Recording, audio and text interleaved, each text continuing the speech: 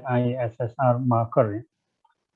Nanti seperti saya sampaikan minggu yang lalu, jadi antara RAPD marker dengan ISSR marker ini sebetulnya mirip prosedur, tahapan kegiatan dan sebagainya yang perlu dilakukan itu hampir sama. Yang membedakan antara RAPD marker dengan ISSR marker itu sebetulnya terletak pada primer yang digunakan. Jadi primer yang digunakan untuk RAPD marker itu adalah random sequence sebanyak 10 nucleotide, ya. Kemudian single primer, artinya primer yang sama itu sekaligus berfungsi sebagai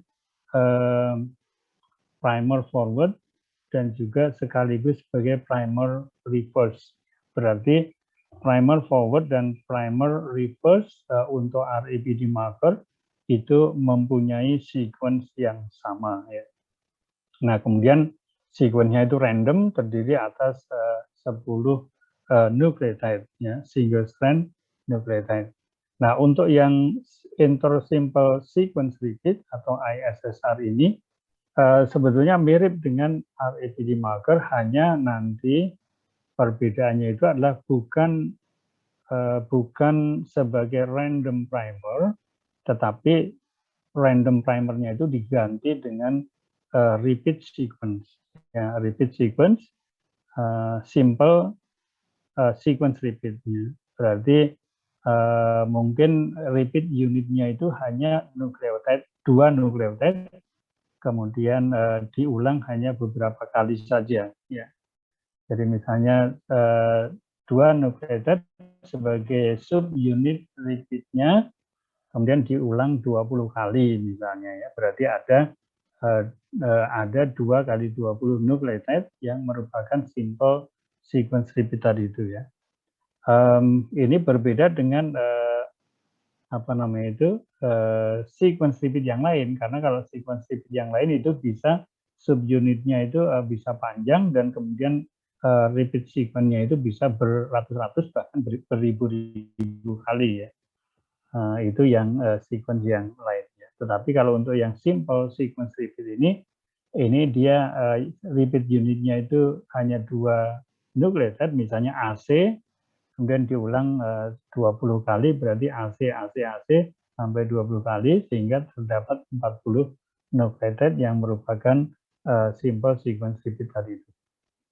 Baik, sehingga nanti beberapa slide yang saya sampaikan ini mengulang kembali apa yang kita sudah tunjukkan pada RAPD marker yang minggu lalu kita bahas.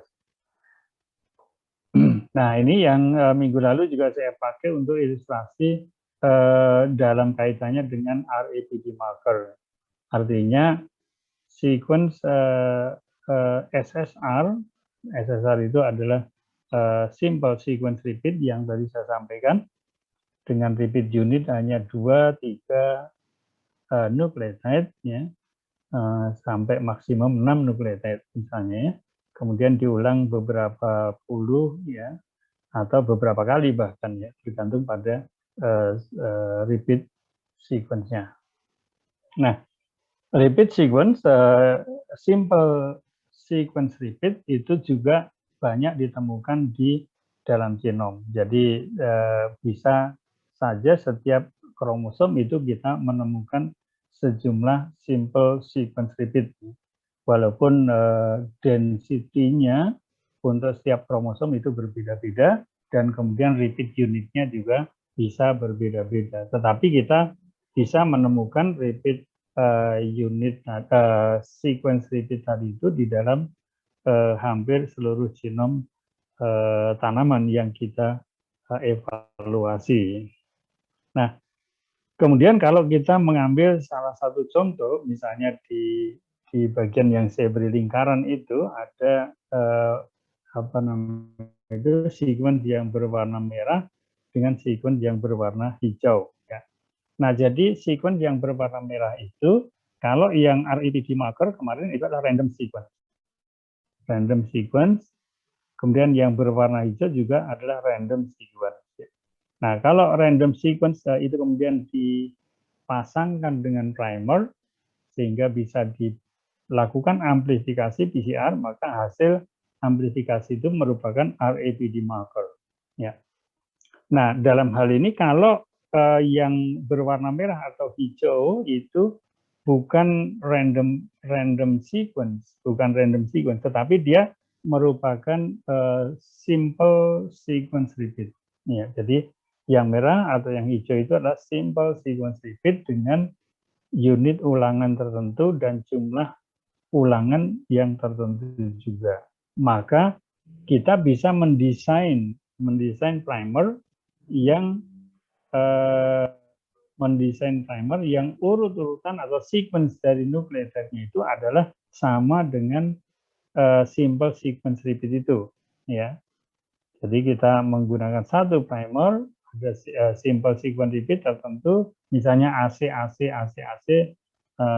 katakanlah 5 kali, kemudian ditambah dengan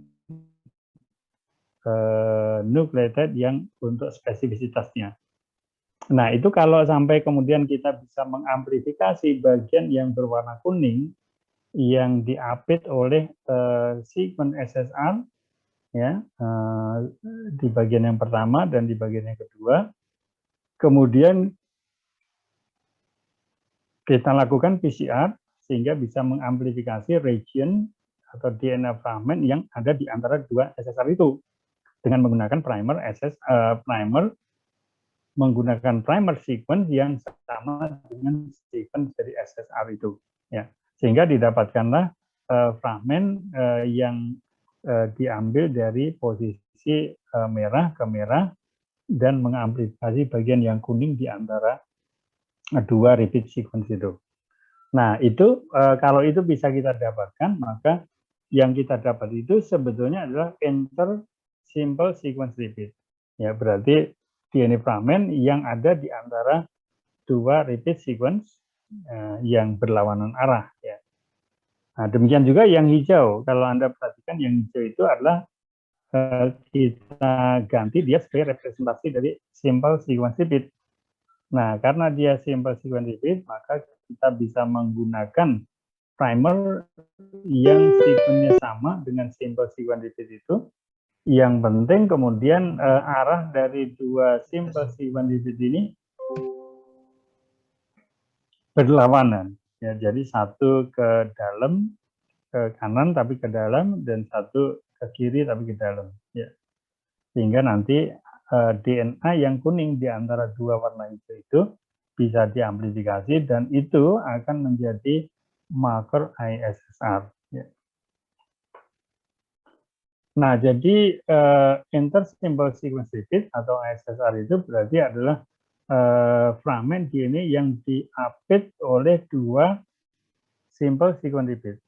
Ya, jadi satu sisi di kiri, satu sisi di kanan, dua-duanya adalah simple sequence repeat yang menggunakan yang repeat unitnya sama walaupun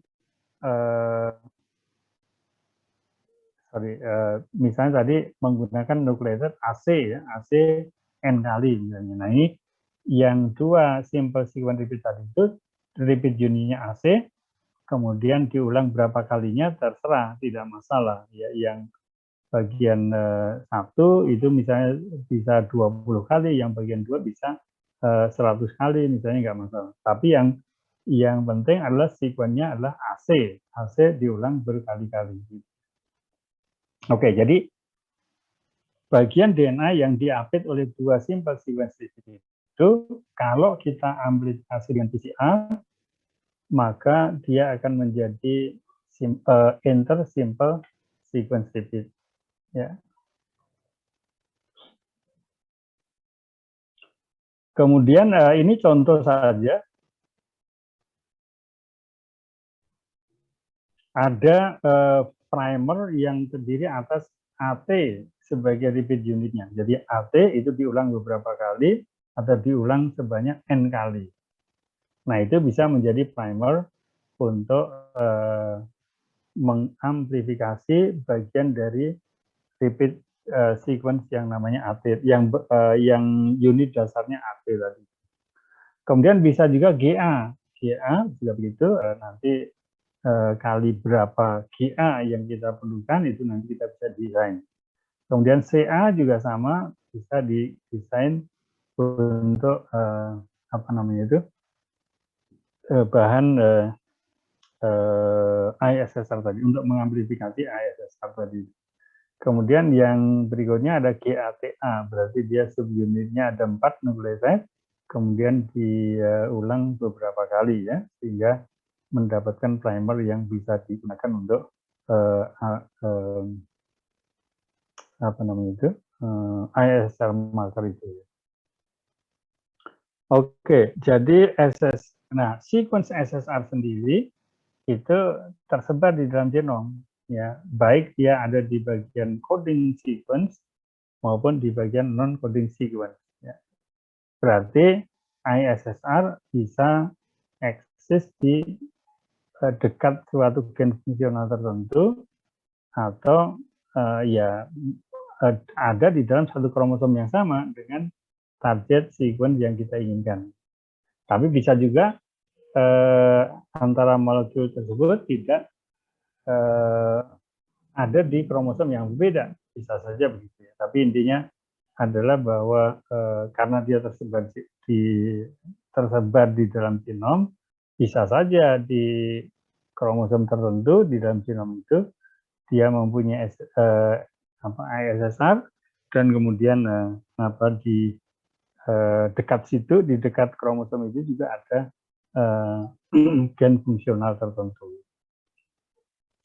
Oke, jadi ISSR adalah DNA region yang diapit oleh SSA, kemudian ada di semua bagian dari genom dan dapat digunakan untuk sebagai marker untuk mengidentifikasi keberadaan genes dalam genom tertentu.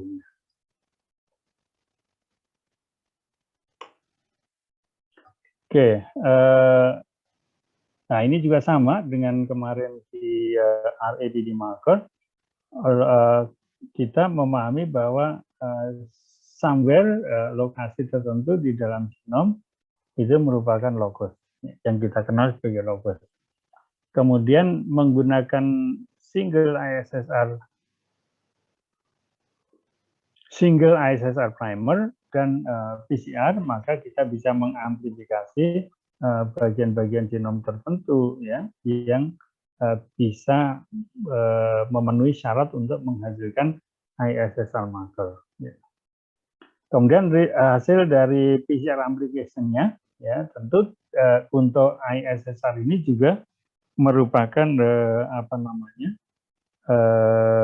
multi-loci marker. Jadi dia tidak menghasilkan satu marker, tetapi menghasilkan banyak marker sehingga setiap marker yang dihasilkan itu merupakan representasi dari satu locus. Berarti untuk satu analisis apa namanya itu marker ya itu bisa dilakukan terhadap banyak sampel sekaligus. Kalau memang apa namanya itu diinginkan. Kemudian apa namanya itu hasil PCR amplification-nya tadi sudah saya katakan banyak DNA-nya, sehingga setiap ukuran DNA itu merupakan satu locus-nya. Dan kemudian apa namanya itu alternatif antara muncul dengan tidak muncul kita itu adalah alil yang menempati locus itu. Jadi nanti mesti diingat, di kromosom tertentu di bagian itu ada apa namanya itu informasi terkait dengan genes ataupun juga terkait dengan sequence random ataupun juga terkait dengan SSR ini. Ya. Jadi apa namanya nanti hasil analisis ISSR itu akan ada dua kemungkinan bahwa kita tertentu yang kita harapkan itu muncul dari hasil PCR-nya sehingga bisa kita lakukan evaluasi untuk menentukan ukuran pitanya. Atau bisa juga tidak menghasilkan produk, ya, artinya hasil amplifikasi PCR-nya merupakan hasil yang negatif, tidak ada amplifikasi. Berarti itu juga merupakan alternatif alelnya. Alternatif alelnya adalah yang alel yang pertama itu berhasil mengamplifikasi sehingga kita bisa mendapatkan band yang kita inginkan. Yang kedua adalah tidak terjadi amplifikasi, yang barangkali ini bisa karena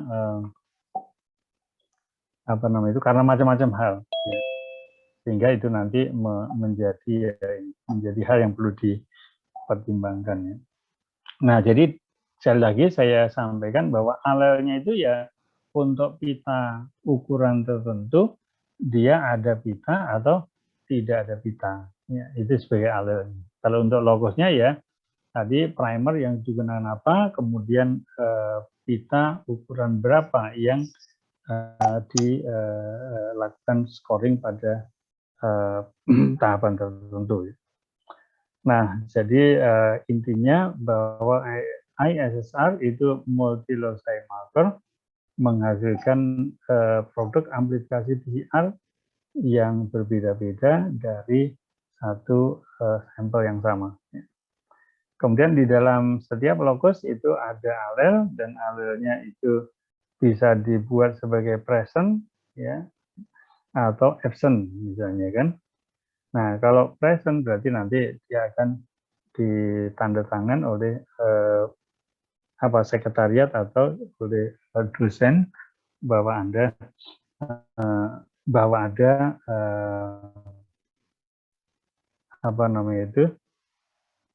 bahwa ada pita yang muncul di dalam pengamatan yang dilakukan atau tidak muncul di dalam di dalam lokus tertentu atau pita ukuran tertentu tadi.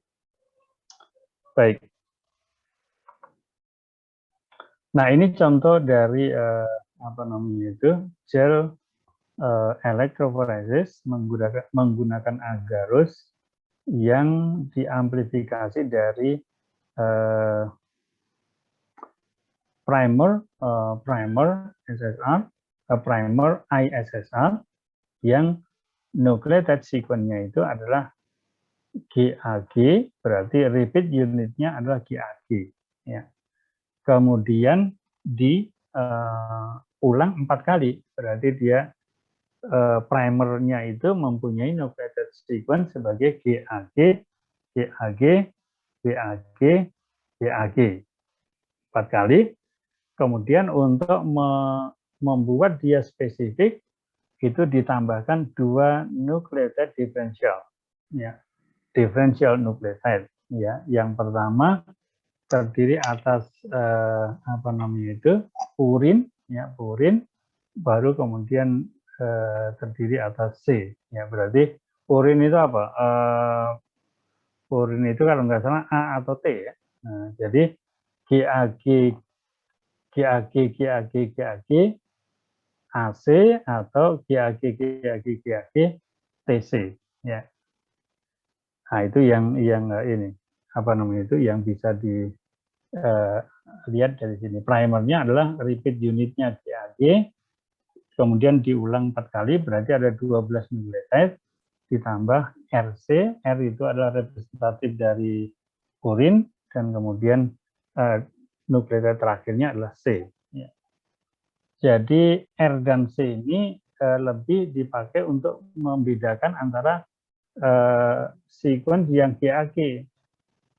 Maksud saya begini, kalau repeat unit GAG-nya itu realnya di dalam genom itu ada 40 kali misalnya, berarti kalau kita membuat hanya repeat sequence GAG, maka dia bisa melakukan PCR dari posisi manapun di dalam 40 repeat sequence itu kan.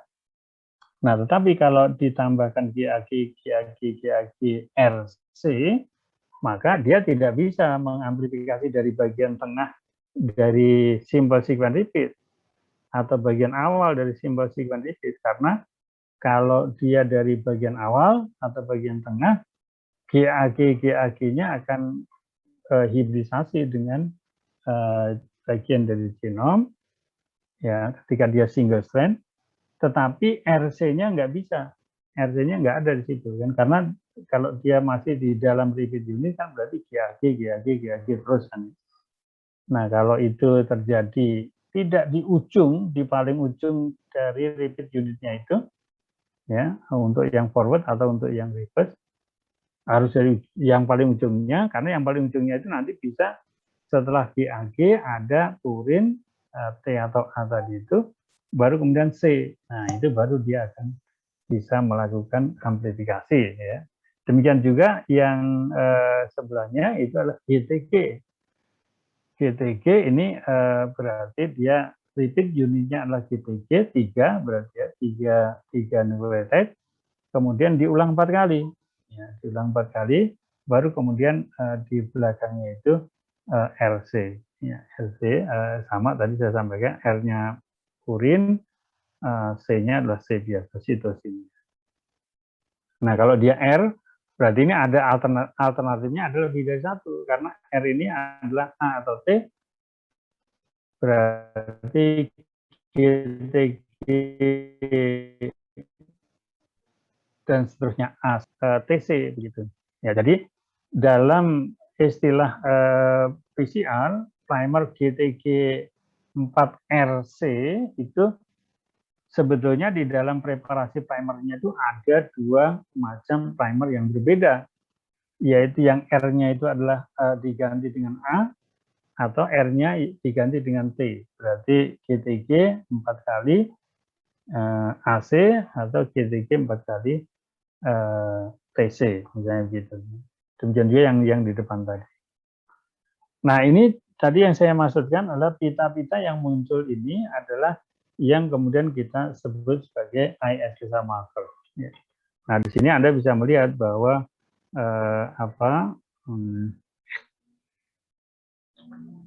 pita yang muncul tentu tidak sejelas primer yang belum dioptimasi gitu ya.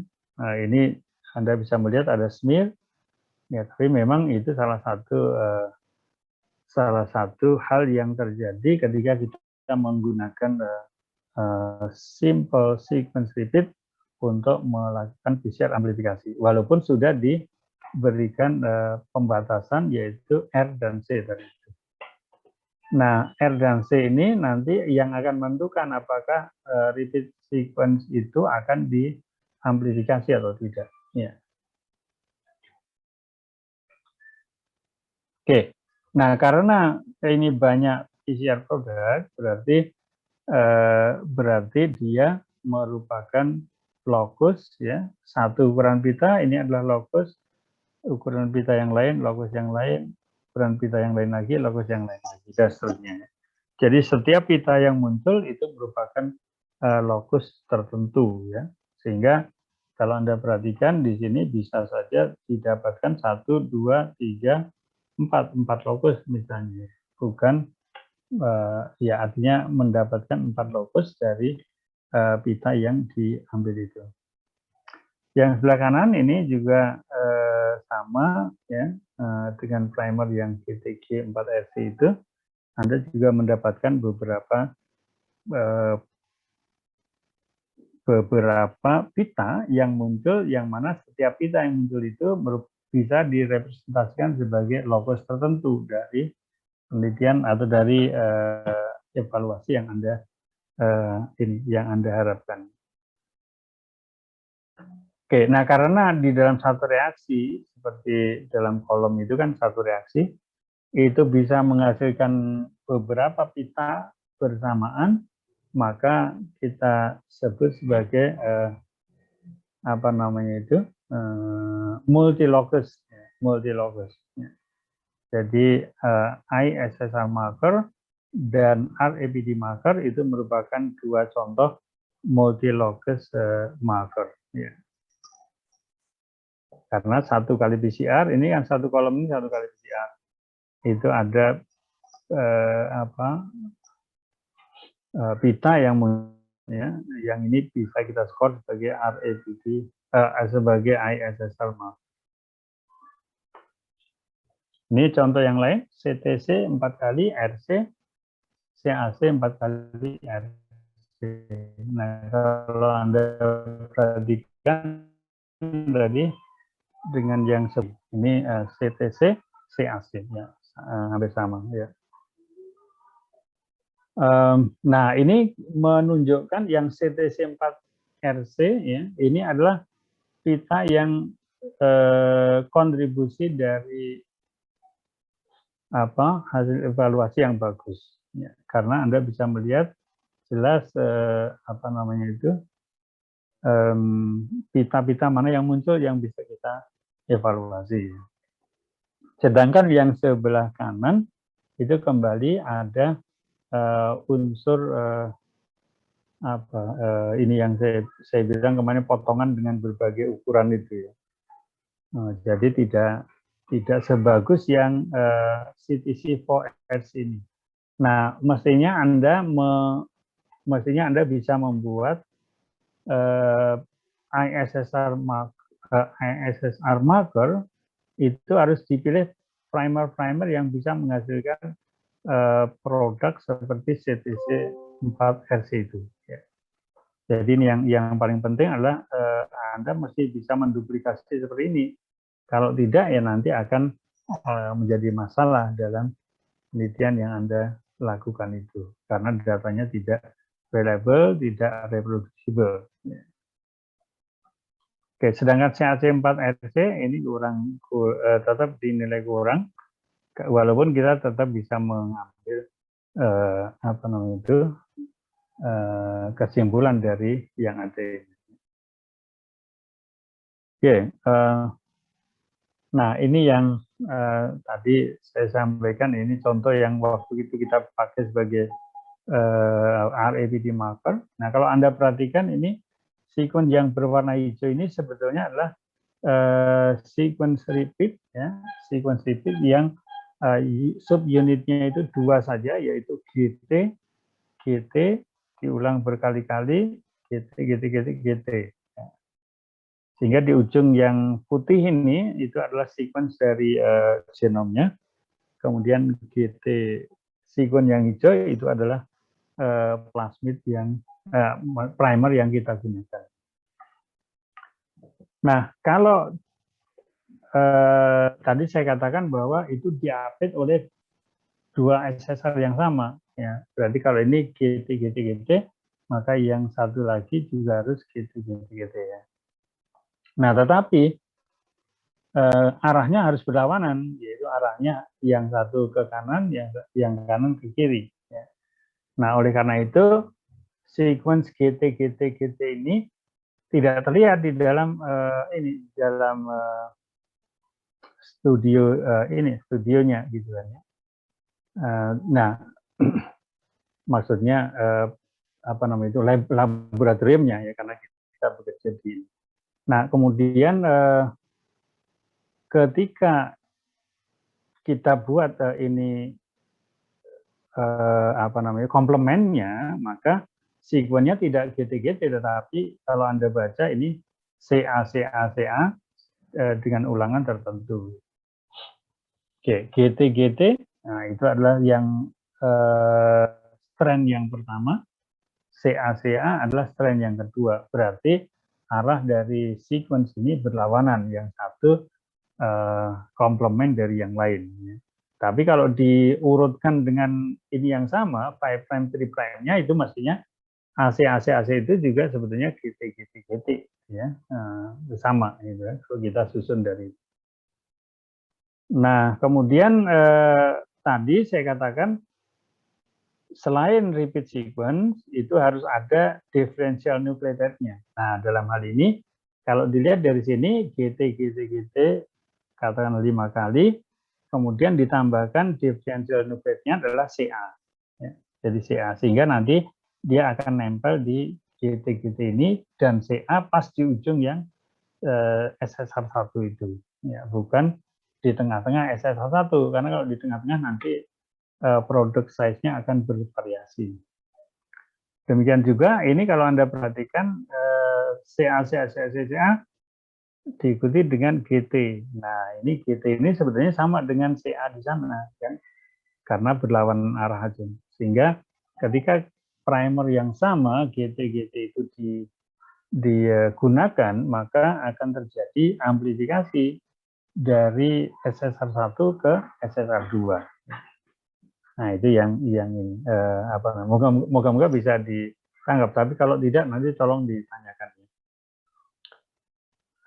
Jadi di bagian SSR1 repeat unitnya adalah GT dan SSR2 repeat unitnya adalah AC. Kalau dibaca apa adanya, AC, AC, AC, AC kan. ISSR itu diapit oleh SSR1 dan SSR2. Jadi yang warna putih ini adalah sequence yang merupakan kalau diamplifikasi yang berwarna putih itu adalah fragmen yang kita sebut sebagai SSR markernya. Kemudian apa namanya itu bisa diamplifikasi dengan sequence GT GT GT GT GT GT GT ya, kemudian CA. Nah, itu yang tadi apa namanya itu purin sama itu tadi bisa aja diganti dengan CA. Ya. Atau GT GT GT GT 5 kali maksudnya baru CA gitu ya. Nah, itu nanti akan menghasilkan DNA fragment sebesar 200 base pair. Kemudian amplified produk yang 200 base pair dengan primer yang sudah disampaikan tadi, itu yang mendefinisikan locusnya. Berarti dia locus yang 200 base pair. Begitu kan? Walaupun nanti ada DNA yang lain ukurannya, tapi yang khusus untuk ini adalah yang 200 base pair itu.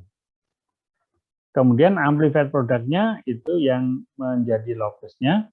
Kemudian 200 base pair fragmennya itu kalau ada itu berarti dia adalah alelnya. Kalau tidak ada berarti dia zero. Itu juga alternatif alelnya. Ya. Oke, ini masih hal yang sama. Ya. Kemudian mana ini? Jadi kalau di dalam diploid berarti kan ada sequence yang dari bapak, ada sequence dari ibu ya. Nah, kemudian bapak dan ibu tentu ada SSR1 dan SSR2 ya. Kemudian apa namanya itu? Berarti kalau nanti SSR1 dan SSR2 ini pas matching dengan primernya, maka kita bisa mendapatkan amplified product yang ukuran 200 base pair itu ya. Tapi kalau ternyata tidak dapat, berarti dia ya blank, pitanya tidak ada sehingga skornya negatif. Kalau tadi yang muncul kita 200 base pair, ya berarti itu skornya positif. Ya. Oke, kemudian ketika kita menyilangkan individu apa namanya homozigot, kita silangkan, maka progeni F1-nya akan merupakan heterozigot kan begitu ya. Nah, itu ketika kita amplifikasi dengan PCR yang heterozigot tadi itu, maka yang muncul hanya yang positif. Jadi kalau heterozigot plus min, maka yang minnya itu mengalami epistasis akibat alel dari F1-nya. Alel dari tetua yang skor positif tadi.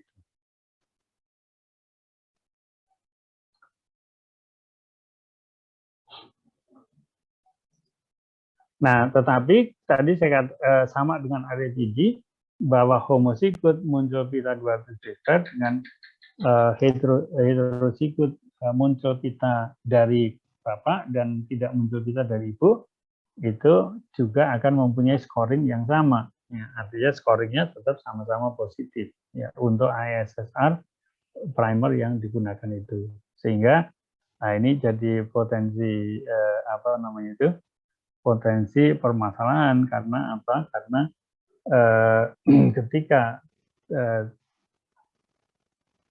ketika terjadi sesuatu pada bagian annealing site-nya itu, maka akan menghilangkan amplified produknya. Dan ketika salah satu kromosom itu bisa menghasilkan amplified product, di kromosom yang pasangannya itu tidak bisa menghasilkan amplified product, maka hasilnya adalah apa namanya, heterozigot tadi. Ya. Nah, tapi heterozigot karena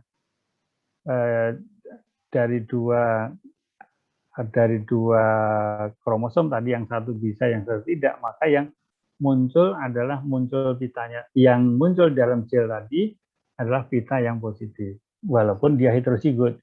Kalau yang homozigot kan berarti sudah jelas ya. Oke,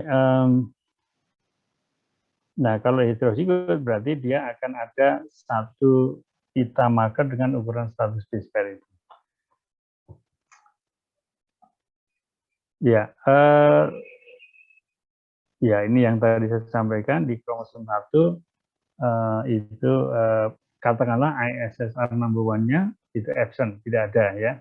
Kemudian di homolog kromosom nomor 2 ISSR number 1-nya itu juga absent. Ya, berarti ada mutasi di dua bagian itu.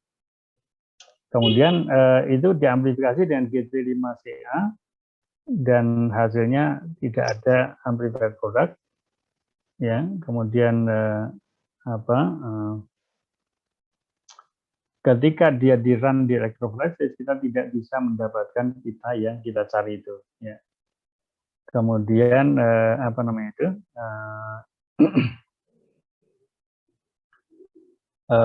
masih ada kaitannya dengan kemarin yang homoplasi dan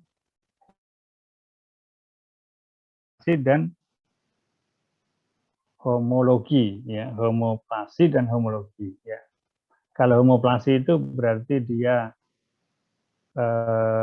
lokus yang berbeda, tetapi dianggap sebagai lokus yang sama.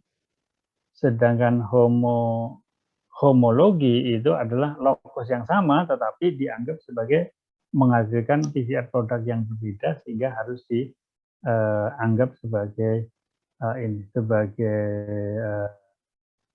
bukan anggota di situ, ya, bukan anggota di situ. Oke, nanti kita lebih perjelas. Ya, jadi gel appearance-nya ya. Kalau SSR 1 itu adalah pita yang kedua dari bawah itu, ya, maka kalau Anda perhatikan ekspektasi kita kalau individu itu homozigot, maka kita akan melihat pita yang ini.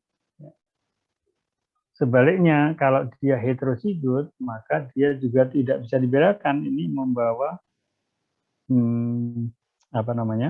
menghasilkan pita tertentu juga yang sama dengan yang ini. Nah, untuk yang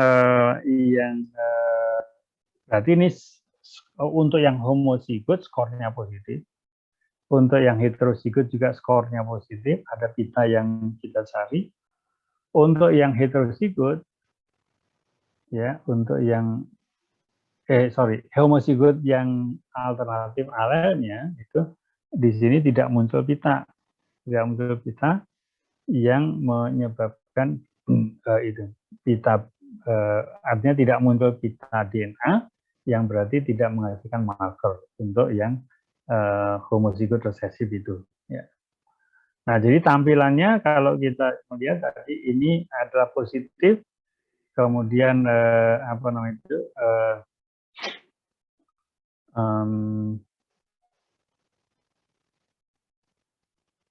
dua kromosom dari bapak dan ibu itu sama-sama menghasilkan pita yang dihasilkan karena dia homozigot kan, berarti yang bapaknya menghasilkan pita yang sama, ibu yang dari ibunya juga menghasilkan pita yang sama, sehingga ketika kita run di electrophoresis, yang dari bapak dan ibu itu sudah menjadi satu pita yang sama. Nah, kalau heterozigot berarti pita yang satu ini bisa dihasilkan dari induk jantan atau betinanya, kemudian di bawahnya tidak ada lagi pita, ya. Berarti walaupun dia heterozigot, tapi yang muncul adalah pita yang membawa fragmen, dalam reaksi PCR-nya itu yang muncul hanya satu, yaitu yang membawa PCR fragmen tadi itu, atau membawa pita DNA yang kita evaluasi ini. Ya, kalau homozigot resesif itu sama sekali tidak muncul pita. Oke, baik, ya ini masih sama sebetulnya dengan yang tadi, hanya saya buat perbedaan sedikit, ya, menjadi ISSR number 2, kemudian apa namanya itu, ISSR number 2 juga nanti bisa homozigot dan heterozigot. Ini berarti gabungan dari dua yang tadi, kromosom 1 produknya present, untuk ISSR 2-nya present, untuk apa namanya, kromosom 2 ISSR number 2 ya itu absent ya. Berarti terjadi mutasi dalam di bagian dari yang tadi itu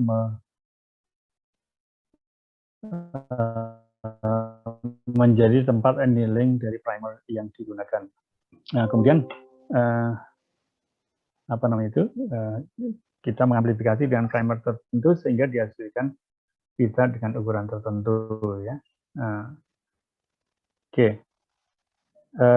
Heterozygote tadi sudah saya sampaikan, jadi kalau pitanya muncul tapi maksudnya antara homozigot dominan dengan heterozygote itu akan di dalam ISSR analisis akan sama-sama menghasilkan pita dengan ukuran tertentu ya. Oke, ya ini contohnya pita yang nomor 2 muncul ya, pita heterozigot yang muncul yang apa namanya itu ya yang pertama, contoh yang pertama adalah pitanya muncul dan di genotipnya sebetulnya homozigot ya. Sehingga kita bisa melihat pita yang ini. Kemudian yang gambar kedua ini adalah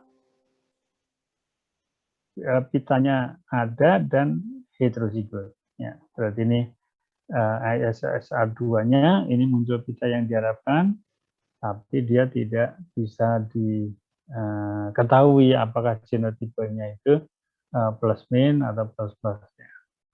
Kemudian yang apa namanya itu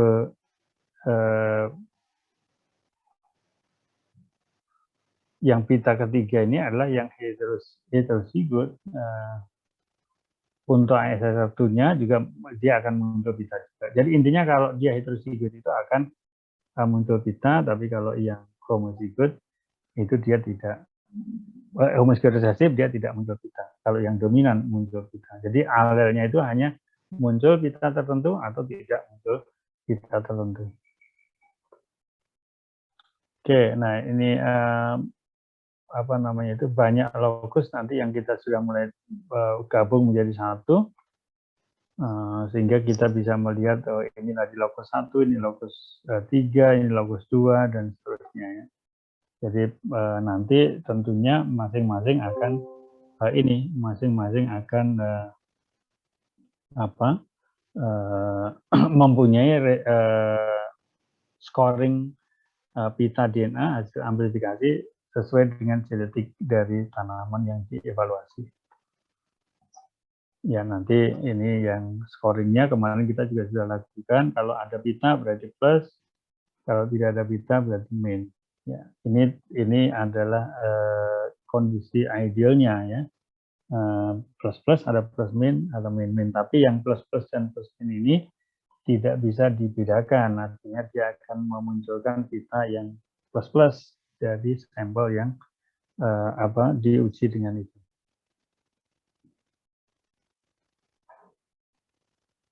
Nah, kalau ini bisa kita gabung, ya, bisa kita analisis beberapa lokus, maka kita bisa memilah-milah individu di dalam populasi itu sesuai dengan profil dari dari marka yang kita hasilkan itu. Nah, ini sekaligus tadi yang bagus itu ini analisis dari beberapa lokus yang bersamaan kita lakukan. Jadi lokusnya ada 9 lokus, dari gambar ini ada 9 lokus, tapi artinya kita tidak tahu detik dari misalnya yang nomor 1 atau nomor 3, nomor 6 ya, ada nomor 7 ya. Nah ini maksudnya genetiknya itu apakah homozigot muncul pita ataukah heterozigot muncul pita, misalnya begitu. Kita nggak bisa membedakan. Jadi di sini yang semua yang di gambar ini adalah bisa homozigot dominan, bisa juga heterozigot. Nah, kalau kita melakukan scoring nanti dari kegiatan lab basahnya sudah selesai, kita foto dan kemudian kita lakukan scoring. Nah, untuk melakukan scoring tadi, ya tentu kita akan menggunakan pendekatan-pendekatan tertentu ya terkait dengan scoring yang dilakukan itu. Ya. Contohnya kemarin di dalam itu pilih dulu area yang memang bisa kita evaluasi, ya. Kemudian baru kita berikan scoring sesuai di region yang kita punya itu.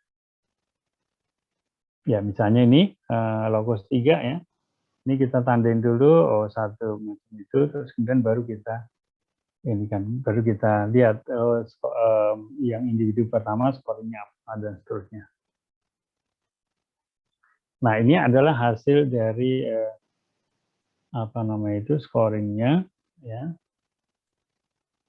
Min berarti dia tiga-tiganya negatif. Berarti individu yang pertama ini tiga-tiganya negatif, tidak ada yang menghasilkan positif. Ya. Kalau yang kolom yang kedua ini masih ada plus dan min.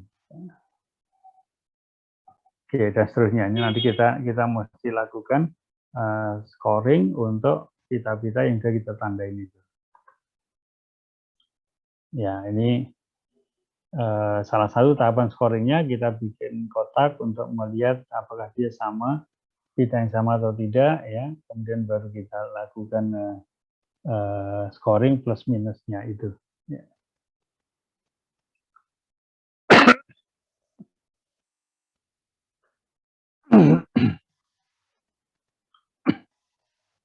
Nah, yang scoring tadi ini skornya min berarti ini lokus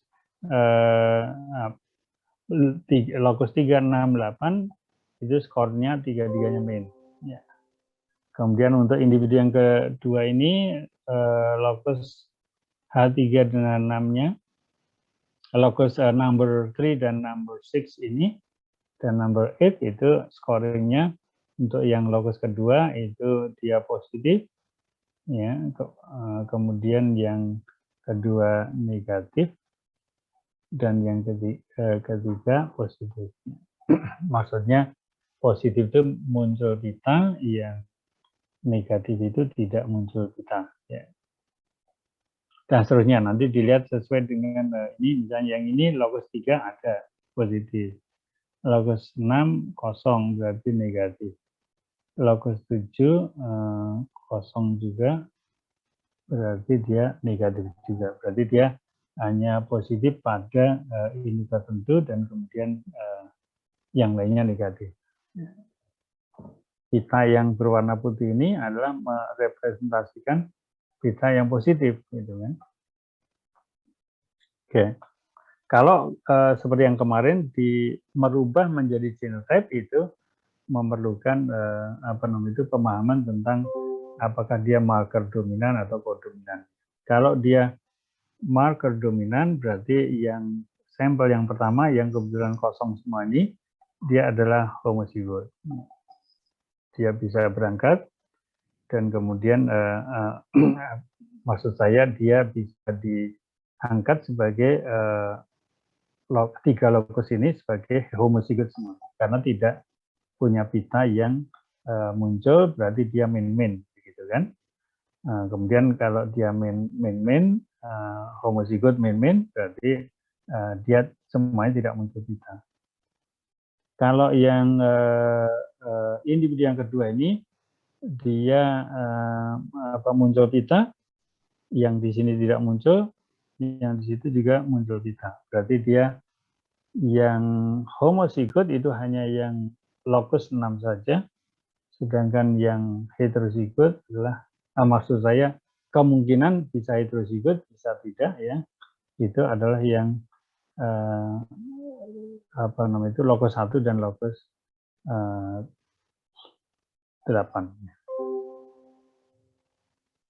Dan seterusnya yang lain, berarti kita nggak bisa menjawab genotype-nya apa. Itu makanya genotype-nya tanda tanya. Yang lain juga begitu, asalkan dia negatif berarti dia homozigot.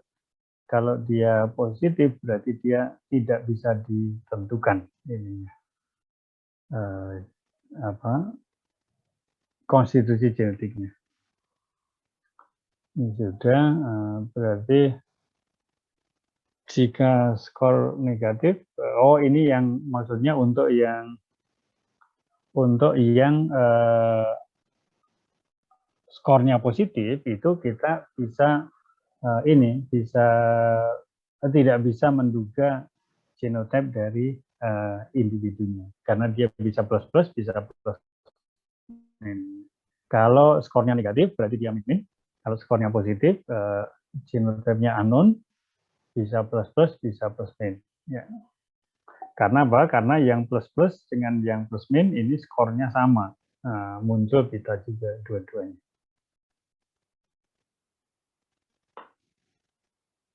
Oke, ya ini kebetulan karena dikonversi ke Google Drive, malah jadi rusak ini gambarnya. Mohon maaf. Jadi sebetulnya saya ingin menunjukkan bahwa kenapa dia kalau yang satu positif, yang satu negatif itu tetap sama scoringnya dengan kalau dia dua-duanya positifnya. Nanti saya perbaiki dulu. Intinya kalau kita membuat persilangan F1 dari genotype yang plus, P2 juga plus, F1-nya plus ya. Artinya scoring ISSN-nya plus. Berarti P1-nya muncul pita, P2-nya muncul pita. F1-nya tidak muncul pita juga. P1 plus kali P2 plus, nah ini akan menghasilkan array dari F1 hybrid. Maksudnya array dari F1 hybrid itu ada genotype yang negatif, ada yang positif. Gitu ya. Nah, ini kalau dia hasil selfing dan kemudian menemukan F2 itu skornya plus dan min, itu akan mengindikasikan bahwa dia adalah heterozigot. Ya. Tapi kalau P1 dan P2-nya itu plus, kemudian F1-nya min, ya, maka dua tetua itu pasti tetua yang homozigous. Ya. Homozigous gitu kan. Heterozigous maksud saya, karena menghasilkan sebagian dari F1-nya negatif. Kalau dia tidak ada kalau ini tidak plus min, yang ini tidak plus min, tidak akan menghasilkan individu yang F1 negatif itu. Oke, ini yang masih scoring tadi, jadi scoring tadi locus 1, 2, 3, 4, 5, 6, 7 ya. Nah, itu kemudian kalau kita lihat maka skor locus 1 plus min plus min plus itu bukan dari ininya locus 1 sampai locus 7 untuk gambar yang di atas itu. Nah, genotype-nya kalau L1 plus option satunya ya F1, L1-nya itu plus, option 2-nya ya plus min. Gitu kan. L2 juga begitu plus atau plus min.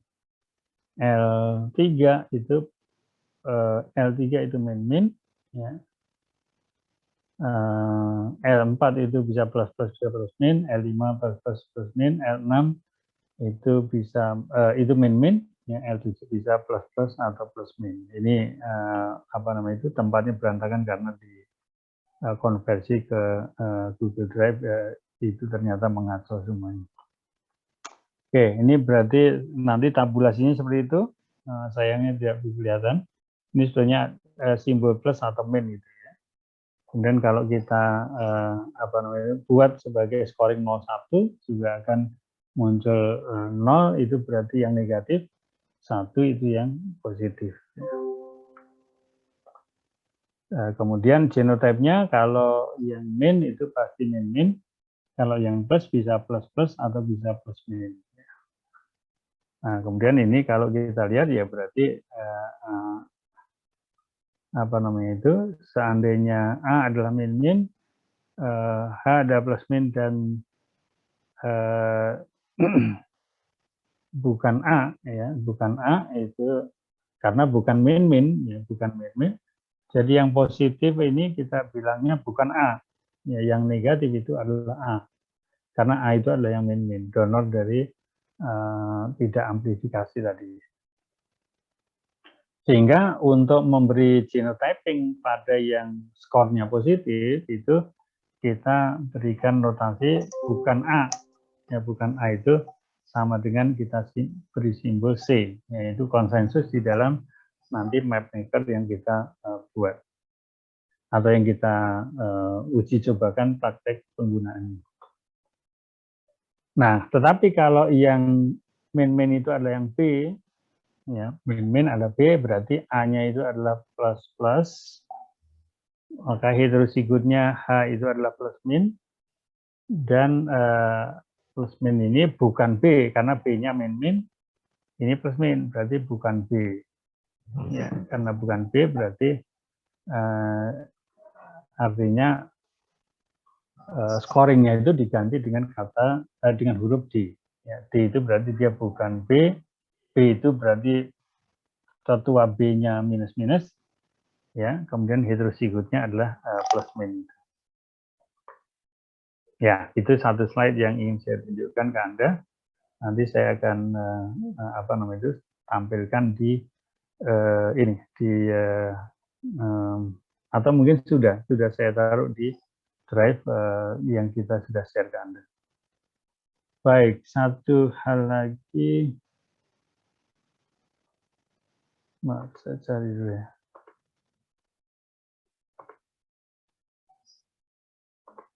Oh sorry, kita stop share dulu.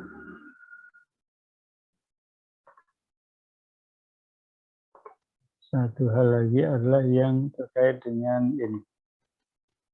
Oops, sorry.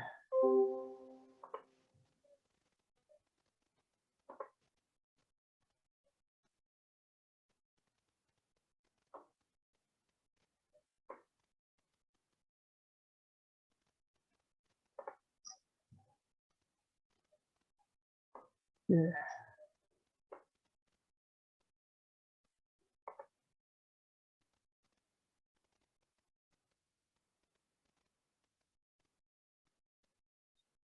Saya share lagi ya. Satu slide lagi. Baik, masih menyambung tadi ya. Oh ini yang sama tadi ya?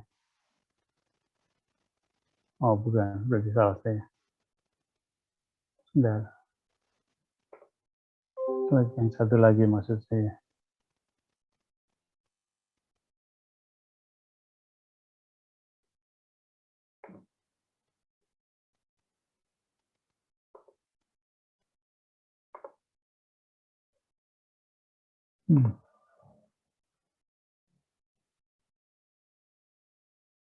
Oke, jadi kadang-kadang untuk melakukan ISSR marker analisis itu kita mesti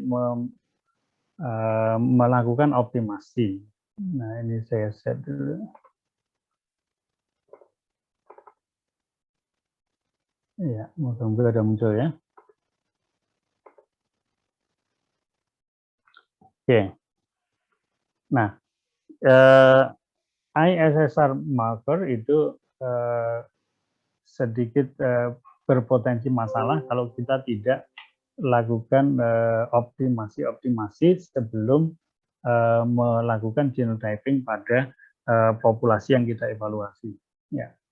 Nah, oleh karena itu bagi pengguna, user, termasuk Anda barangkali ingin menggunakan ISSR marker, maka Anda perlu memahami potensial problem yang muncul dalam kaitannya dengan analisis ISSR. Ya. Tentu yang saya sebutkan ini nanti bukan hanya satu-satunya problem, mungkin ada yang lain lagi, tapi beberapa hal yang di cover dalam slide ini itu biasanya kalau itu sudah bisa diatasi, itu biasanya akan membantu menyelesaikan masalah yang terjadi pada potensi masalah yang terjadi pada ISSR dan kemudian mendapatkan data yang reliable dan reproducible. Yang pertama adalah tidak setiap primer ISSR itu akan menghasilkan amplified product. Jadi kalau Anda mempunyai 10 primer ISSR, nah itu belum tentu nanti setiap primer ISSR yang Anda punya di lab itu bisa menghasilkan marker yang informatif, ya.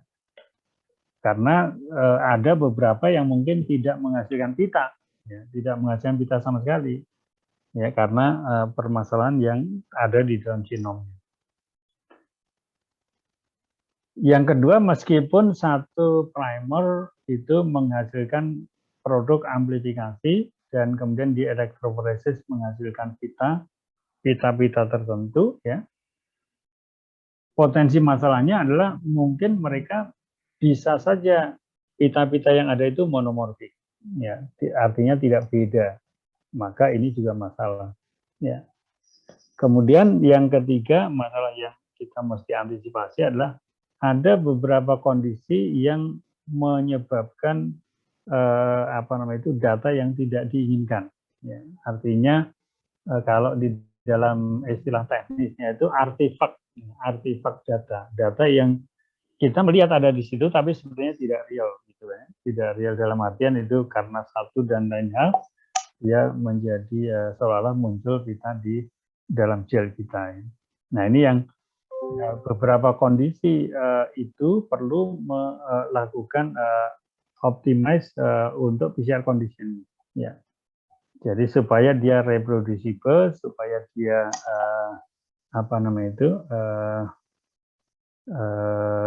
reliable, ya, maka optimasi PCR perlu dilakukan dulu untuk setiap primer ISSR yang kita akan gunakan.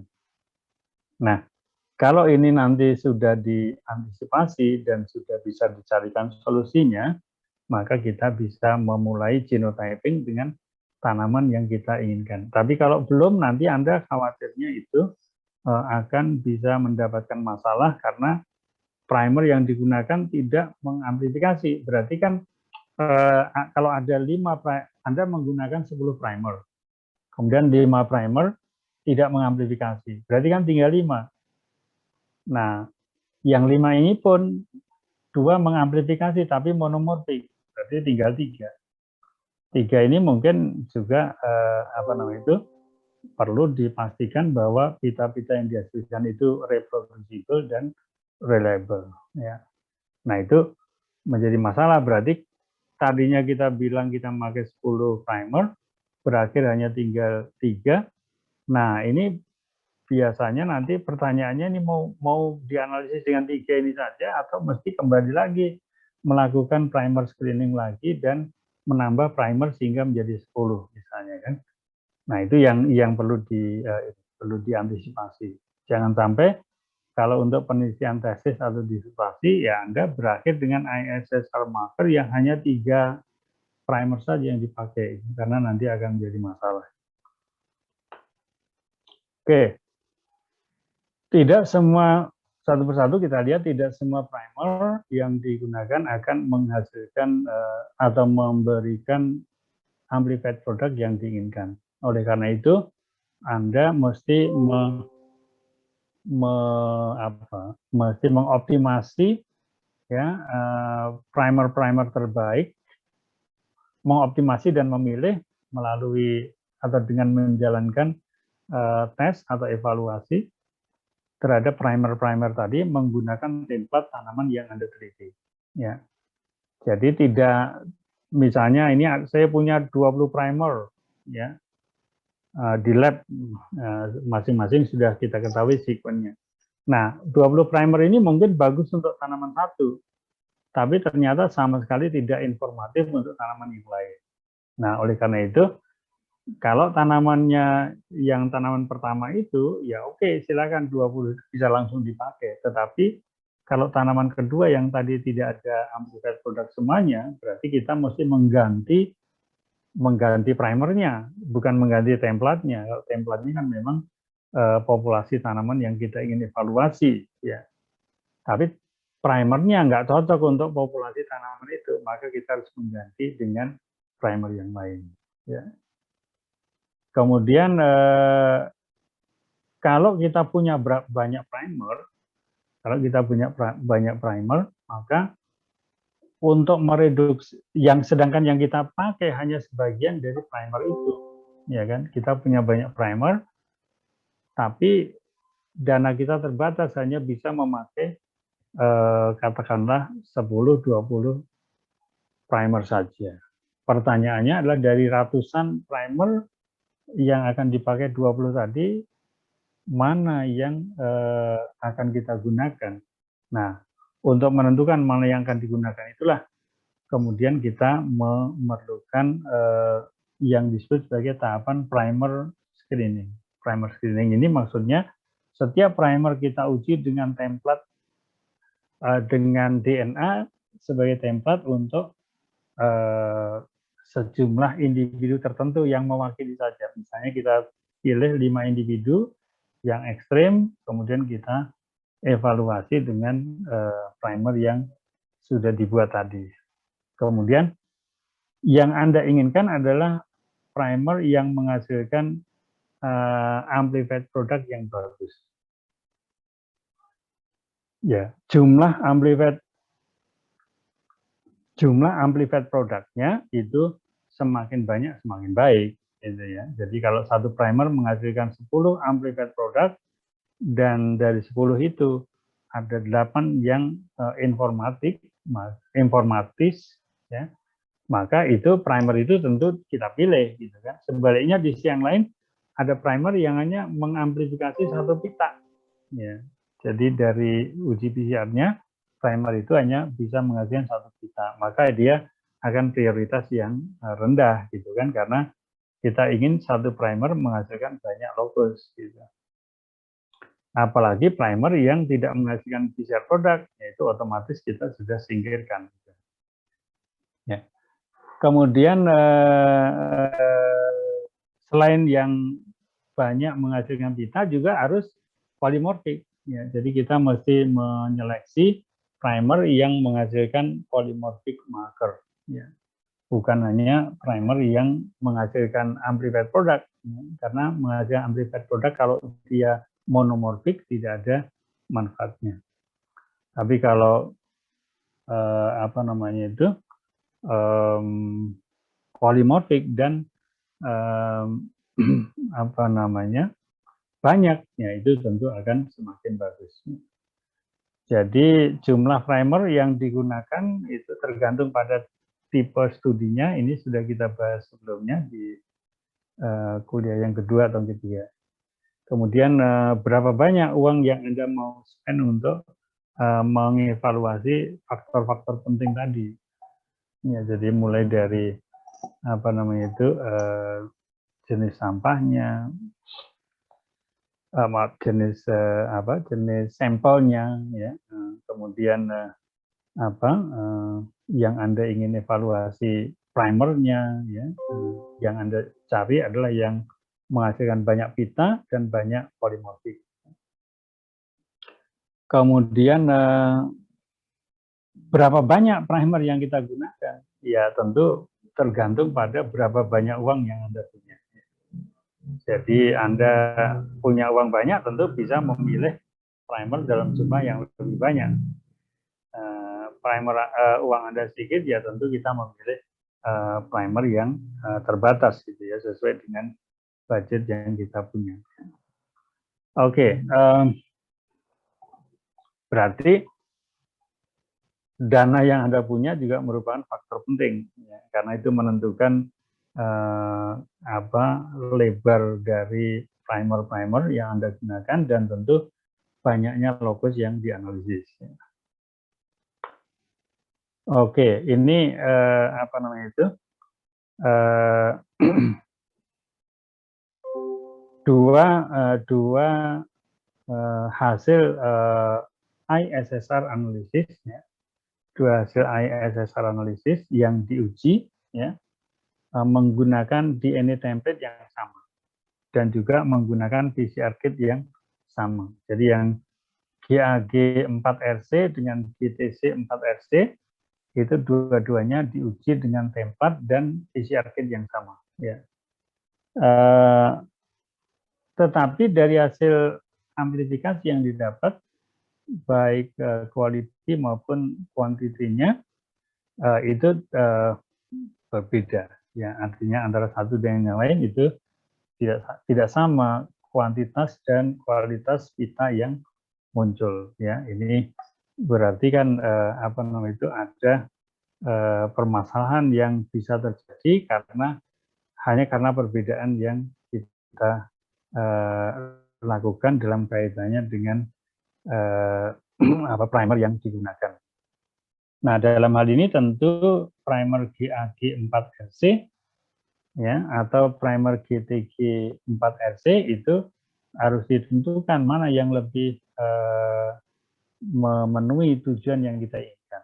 Nah, tujuannya tadi tentu dari setiap primer harus mendapatkan banyak amplified produk, kemudian dari amplified produk yang ada itu harus banyak yang polimorfik, gitu kan?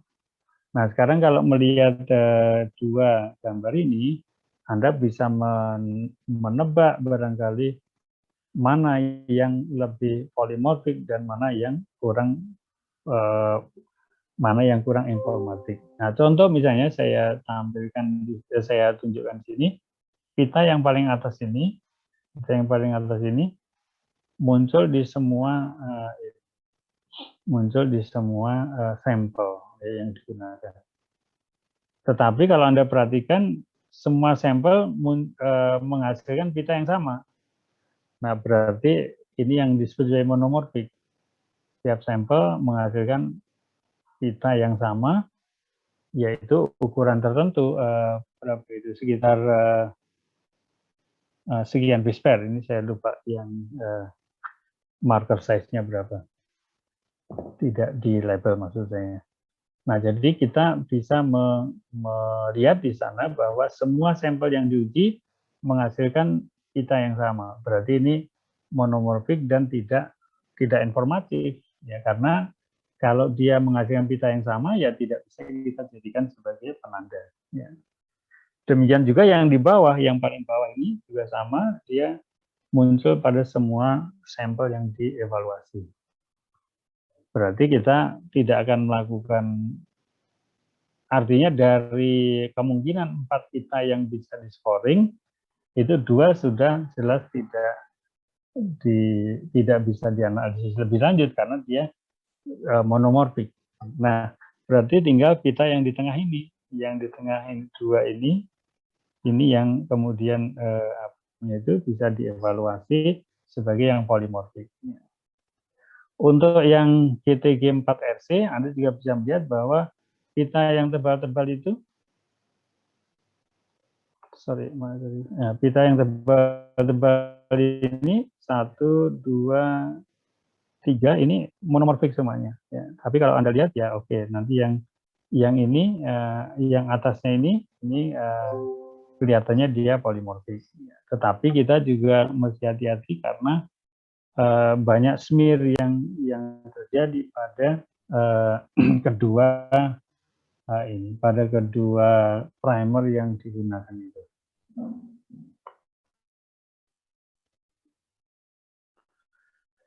Oke. Nah, ini apa namanya itu contoh yang lain lagi, ya. Masih primer screening juga ya, kita menentukan. Nah, yang kita inginkan itu adalah primer seperti CTC4RC ini. Anda bisa melihat pitanya tegas, kemudian banyak yang polimorfik, ya, sehingga ini menjadi pilihan yang bagus kalau kita mesti memilih dari 4 primer hanya dipilih satu. Ya, berarti kita pilih CTC4RC ini. Nanti 4 primer yang lainnya kita pilih satu lagi yang terbaik dan seterusnya. Daripada CAC4RG.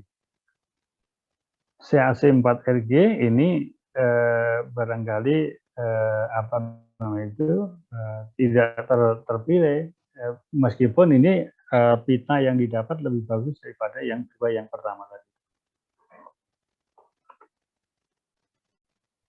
Oke, nah kemudian untuk optimasi PCR-nya itu pertama kita memilih primer ya berdasarkan initial PCR amplification result. Ya, jadi tadi kita sudah PCR, oh hasilnya kok seperti itu. Ya, banyak smear, banyak itu. Maka kita ketika kita run kemudian PCR-nya itu banyak smear, maka kita mesti melakukan optimasi PCR condition-nya. Kemudian yang kita optimasi terkait dengan apakah Anda perlu menggunakan template yang lebih bersih, sehingga kita perlu lakukan DNA cleanup dulu. Nah, DNA cleanup ini biasanya kalau di lab sendiri kita gunakan senyawa CIA, ya, CIA, kloroform isoamil alkohol untuk mendegradasi ya, protein dan sebagainya. Ya. Nah, jadi kadang-kadang kita mesti mengoptimasi dimulai dengan melakukan DNA cleanup. Ya. Kemudian setelah itu kita tes untuk optimum annealing temperature-nya. Biasanya kalau Anda punya mesin PCR-nya itu bisa melakukan gradient PCR, maka Anda bisa mengecek gradient PCR tadi dalam satu kali run. Ya. Untuk menentukan temperatur yang paling optimum. Yang berikutnya kita tes optimum amount of Taq polymerase karena apa namanya itu kebanyakan Taq polymerase juga tidak bagus, kekurangan Taq polymerase juga tidak bagus. Ya, makanya perlu diuji kira-kira Taq polymerase-nya harus diberikan berapa banyak. Kemudian kalau nanti kira-kira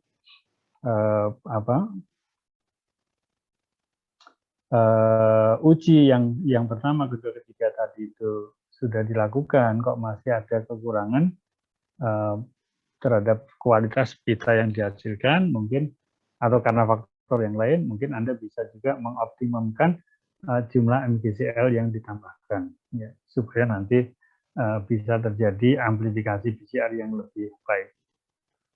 Nah, yang diharapkan dari ISSR primer screening ini adalah mendapatkan pita yang clear dan tanpa smear. Kemudian yang kedua apa namanya itu mendapatkan lebih banyak pita per primer. Ya, itu yang juga diinginkan. Nah, tadi yang saya sampaikan di sini, ini masih banyak smear di antara pita yang atas dengan yang bawahnya. Tapi kalau ini Anda bisa melihat clean, ya, apa namanya itu, ada yang sama persis, ada yang tidak. Jadi memang itu tergantung pada background genetik dari template-nya. Tapi di antara 4 ini, nah ini 1, 2, kemudian 3, 4, maka Anda menginginkan primer yang terpilih itu bisa mengamplifikasi seperti yang digambar CTC4RC ini. Ini adalah target optimasi PCR Anda harus bisa mengidentifikasi ISSR gel sehingga hasilnya seperti yang di sini. Tidak seperti yang CAC4RC masih banyak smear, kemudian tidak juga GAG4SC, ini juga tipis pitanya dan juga tidak kontras warna itunya. Jangan seperti GTG4SC juga, ya. Ini juga mempunyai potensi masalah karena apa namanya itu pita yang polimorfiknya hanya 2 atau 3. Ya. Nah, jadi yang ini yang diinginkan dalam proses optimasi itu Anda ingin mendapatkan informasi terbaik untuk menghasilkan pita-pita seperti yang di gambar sebelah kiri ini. Yang CAC4RC ini juga mungkin perlu dioptimasi karena melihat masih banyak apa namanya smear di dalam sampel DNA-nya. Ya. Oke.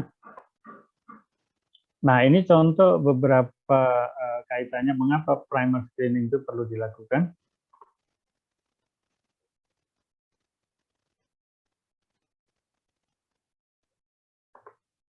Oke, Bu Dewi izin ya, nggak apa-apa. Iya, kenapa primer screening perlu dilakukan? Maaf tadi. Oke. Nah, ini contohnya bisa terjadi seperti ini. Jadi ketika kita tidak optimasikan, maka kita akan mendapatkan masalah dalam kaitannya dengan hasil PCR yang didapatkan. Jadi pada CT8RC dan CA6RY, ya, CT8RC, RC itu bisa ini, ya, CT8RC bisa ini contoh yang lain, CT8TG, ini contoh yang lain lagi, CA6RY. Ya. Kemudian dilakukan PCR dengan template tertentu, ya. Nah, munculnya ternyata setelah di elektroforesis muncul pita yang tipis, ya. Muncul pita yang tipis pada CT8RC dan CA6RY. Nah, kemudian juga tidak ada pita pada CT8TG. Ini tidak ada pita. Yang ini pitanya tipis. Yang ini juga pitanya tipis. Ya. Nah, ketika Anda melakukan primer screening, kemudian mendapatkan hasil CT8TG seperti ini. Ya, sudah dilakukan PCR dengan kondisi yang terbaik. Ya, tapi hasilnya CT8TG blank, tidak ada. Ya. Nah, berarti pilihannya adalah maka kalau kita harus mengurangi primer, maka CT8TG ini otomatis dia di reject, ya, tidak bisa dipakai. Kemudian CT8RC dan CA6RY seperti ini dan seperti itu perlu kita optimasi dengan kita perlu mengoptimasi PCR condition. Siapa tahu pita yang tidak bagus ini hanya karena kondisi primer yang belum kita optimasi. Ya, demikian juga yang ini terlihat bahwa amplifikasi terjadi sebetulnya, tapi tidak atau kurang jelas. Ya. Maka untuk yang CT8RY dengan CA6RY ini perlu dioptimasi, ya, dioptimasi dan kemudian di foto kembali. Ya. Karena kalau tidak, maka ini kita akan mendapatkan seperti ini, pita yang kurang tebal, ya, kemudian juga non-specific binding dari primer, yang kemudian menyebabkan terjadinya amplifikasi yang tidak diinginkan. Oke, nah ini juga lanjutan optimasi kondisinya, ya, CA6RY, CT8RC. Ya, tadi saya sampaikan kadang-kadang kita memerlukan clean up dari DNA-nya supaya menghasilkan hasil yang lebih baik. Ya. Nah, ini contoh hal yang dilakukan atau dicoba pada CA6RY, berarti yang ini CA6RY, kolom 3 sampai 8, kolom 3 sampai 8 itu menggunakan clean DNA. Maksudnya dia dihasilkan dari misalnya kit isolation misalnya, itu bisa lebih bagus.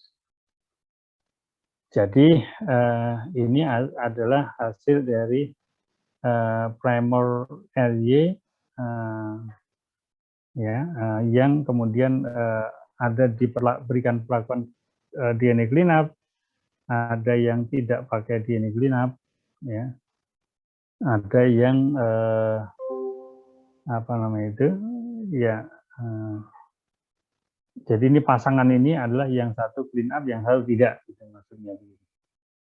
Jadi 3 sampai 8 itu DNA yang sudah di clean, ya.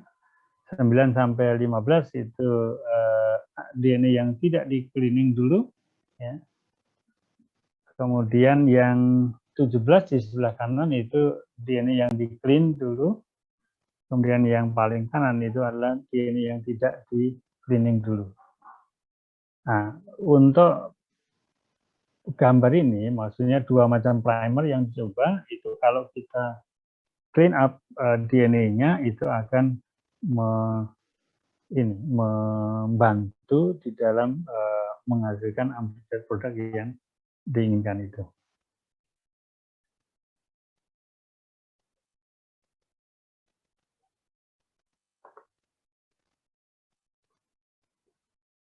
Yang lain lagi adalah temperature, melting temperature atau TM-nya.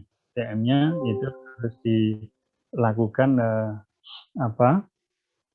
harus dilakukan optimasi, ya.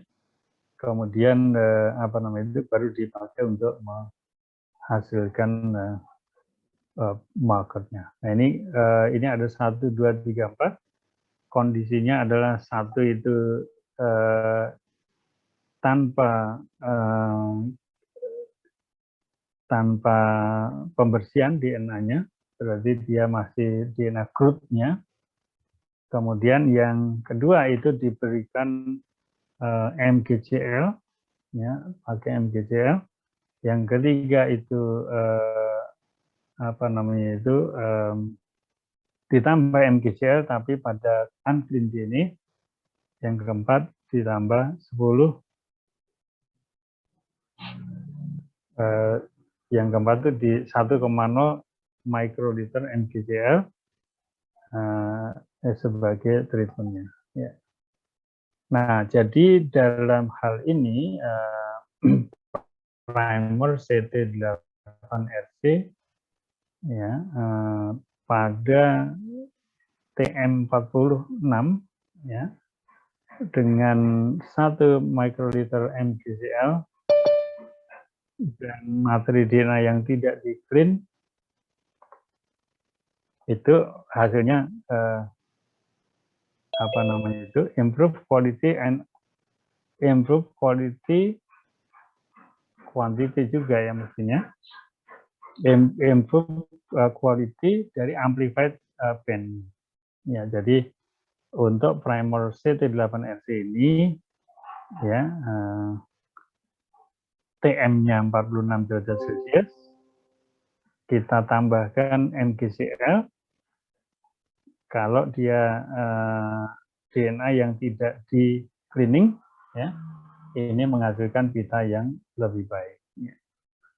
Jadi ini sampel yang 3 ini adalah yang dijelaskan ini. Unclean DNA 10 mikroliter MgCl dan juga primer yang digunakan CT8RC tadi. Artinya kita mesti memastikan bahwa setiap primer yang kita gunakan itu memang optimum, dalam kondisi optimum untuk mengamplifikasi produk template tertentu.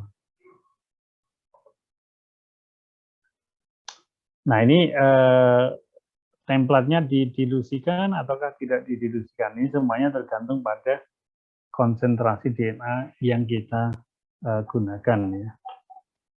Nah, mesti menyediakan cukup DNA untuk kita evaluasi. Ya. Nah, jadi untuk mereduksi smearing dan brightness dari maksudnya ketebalan pitanya, smearing itu yang potongan-potongan itu, ya, sehingga dia overlapping. Kita menggunakan undiluted DNA plus 1 mgcl2. Nah, sehingga apa namanya itu? Kalau DNA-nya didilusikan, maka kita akan mendapatkan pita yang lebih tipis. Nah, ini tentu maksudnya sangat tergantung pada konsentrasi individual DNA itu. Kalau memang tanpa pengenceran dia yang lebih baik, ya kita coba dengan tanpa pengenceran. Tapi kalau yang apa namanya itu diencerkan malah lebih bagus, berarti kita memakai kondisi pengenceran yang kita lakukan itu. Jadi ini poin yang mungkin perlu dites di dalam ISSR analysis. Tentu primernya mesti di berapa mikrogram, berapa nanogram, ya. Kemudian apa namanya itu dilarutkan DNA-nya itu di pelarut apa, ya, apakah apa namanya itu air atau PE buffer dan sebagainya. Nah, ini beberapa optimasi yang dilakukan. Ya, satu itu dengan penambahan MgCl dan tag polimeris tertentu 0,05 mikroliter. Ya. Yang kedua itu 0,05 mikroliter tag polimeris dengan MgCl lebih rendah. Yang tiga itu 0,1 mikroliter tag polimeris, berarti makin banyak, dengan 1,5 mikroliter MgCl. Yang keempat itu adalah 0,1 tag polimeris, ya. 0,1 mikroliter tag polimeris dan kemudian 1 mikroliter MgCl2. Nah, ini kalau kita lihat dari gambar-gambar ini, yang paling baik adalah yang pelakon PAR, karena dia bisa jelas memotret PCR reaction yang terbaik ada di situ. Artinya kondisi optimum yang kita pakai di nomor 4 ini adalah kondisi optimum yang paling baik karena dia menghasilkan pita yang jelas dan kemudian tebalnya juga meyakinkan.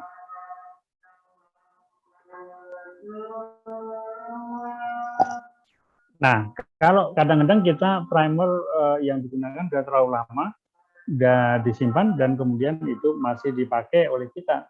Mungkin itu sudah sisa-sisa angkatan kakak kelas Anda 2-3 angkatan sebelumnya ya. Nah, itu kalau kita tidak handling dengan baik, primernya itu akan mengalami degradasi. Nah, mengapa degradasi? Karena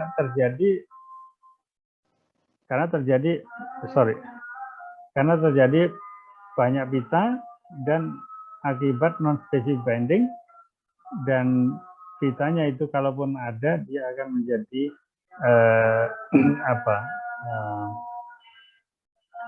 tidak jelas untuk di scoring. Nah, ini primer yang baru ya, memang pitanya lebih sedikit, binding reproducible, jadi artinya proses amplifikasinya bisa dihasilkan lebih baik. Kemudian pita yang muncul juga jelas kelihatan.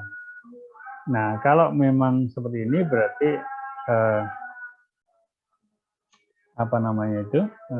primer kalau sudah lewat waktu tertentu sebaiknya jangan dipakai lagi karena akan menghasilkan banyak pita-pita yang akibat terjadi non-specific binding pada primer yang sudah terdegradasi lagi.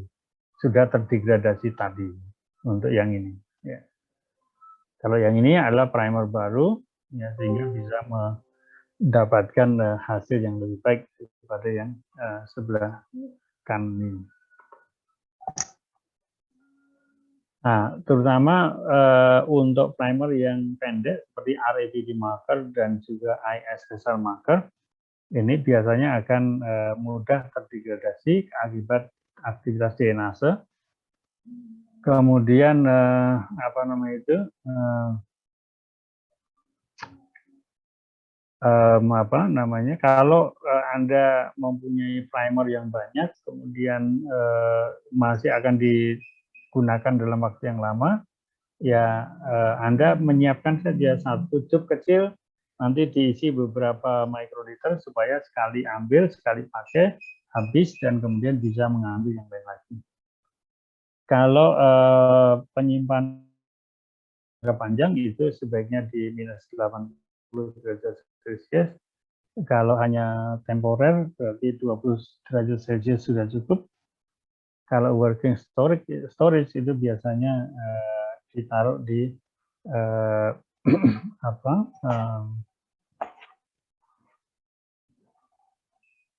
Refrigerator yang ada, yang bukan freezer maksud saya. Jadi refrigerator tapi di situ tempat kita menaruh makanan itu ya, itu kan dia, atau tempat kita menaruh sayuran itu biasanya posisi ininya sekitar plus 4. Plus 4. Jadi itu menjadi posisi yang bagus untuk apa namanya itu, penyimpanan working solution. Artinya penyimpanan untuk bahan-bahan kimia yang kita sedang, bahan kimia atau enzim yang sedang kita teliti, itu bisa saja ditaruh di plus 4 derajat Celcius di refrigerator. Tidak harus di freezer ya, karena kita memang akan gunakan dalam waktu seminggu ini misalnya. Nah, untuk degraded primer itu sebaiknya kita dalam melakukan analisis ISSR itu menggunakan batch yang sama dari primer yang digunakan. Misalnya kita beli hari ini primer 5 macam, ya maka 5 itu adalah yang utamanya 5 ini. Kemudian kita, kalau satu tube ini kita keluar masuk, nah ini biasanya akan mempercepat degradasi. Maka kita membuat storage kecil yang menampung hanya cukup untuk beberapa reaksi, misalnya 10, 20, 25, dan seterusnya. Kemudian itu digunakan untuk mengevaluasi seluruh populasi dulu. Ya, dipakai untuk mengevaluasi seluruh populasi dengan batch yang sama, ya, dari primer yang baru. Kemudian Anda melakukan duplicate, setiap sampel diulang 2 kali, ya. Kemudian apa namanya itu, untuk menghindarkan untuk menghindarkan kita dari kemungkinan yang tidak diinginkan. Oke, karena kalau sebagian dari PCR kita lakukan dengan kit yang sudah karena sudah setengah habis, ya. Kemudian yang separuhnya lagi dengan menggunakan kit yang baru. Nah, maka ini yang setengah habis ini mungkin produk pitanya tidak sama persis dengan yang menggunakan batch baru ini. Padahal scoring kita nanti berdasarkan pada ukuran amplified produk ini. Nah, kalau untuk duplicate reaction ini maksudnya untuk menguji konsistensi, apakah primer yang sama selalu menghasilkan profil kita yang sama. Kemudian yang ketiga, PCR kit-nya juga kalau bisa dilakukan dengan batch yang sama. Jadi satu kit mungkin 1 ulangan atau 2 ulangan. Kemudian kit yang berikutnya untuk ulangan yang lain. Jangan separuh populasi dianalisis dengan kit yang lama, separuh populasi dianalisis dengan kit yang baru. Ya, itu nanti akan menyebabkan beberapa masalah terkait dengan perbedaan amplified product yang didapatkan. Oke, ya, jadi ini apa namanya itu? Sorry, di atas. Ya, old PCR kit. Kalau PCR kitnya itu mungkin sudah hampir kadaluarsa, kita bisa menghadapi masalah yang muncul seperti yang di nomor 4 ini atau yang di 5 atau yang 6. Jadi pita yang muncul itu tipis, kemudian pita yang kuantitas pita yang didapat juga sedikit. Padahal 1, 2, 3 dengan 4, 5, 6 ini sama, ya, sama, hanya yang satu memakai apa namanya itu kit yang mungkin sudah hampir kadaluarsa, yang satu memakai kit yang sebelah kiri ini memakai kit yang baru misalnya. Nah, ini berarti kan kalau kita membandingkan ini dengan ini kan kita salah. Sehingga kita perlu perlu kita apa namanya itu gunakan kit yang sama untuk satu ulangan dari populasi itu, atau satu primer dari populasi yang kita evaluasi. Nah, kadang-kadang sering kita mendapatkan hasil amplifikasi PCR yang dilakukan itu menghasilkan blank result, ya, artinya tidak ada pita, tidak ada DNA, tidak apa, kecuali ya tentu yang size markernya. Ya. Nah, ini kalau misalnya biasanya itu nggak masalah, terus kemudian hari ini kita PCR kok ada blank semua, berarti hati-hati, coba dicek barangkali PCR Anda menggunakan kit PCR yang sudah terlalu lama. Ya. Jadi kalau biasanya itu ada amplified product, kok tahu-tahu sekarang hari ini kok nggak keluar, ya itu kemungkinan karena PCR kit yang sudah kadaluarsa yang Anda gunakan dan menyebabkan tidak muncul dari apa namanya itu pita yang kita analisis. Ya, ini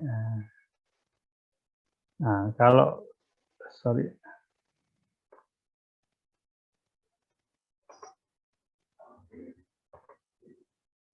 Ya, kalau ada pita DNA yang missing, ya, kemudian DNA-nya itu apa namanya itu tidak terang, tidak jelas, ya.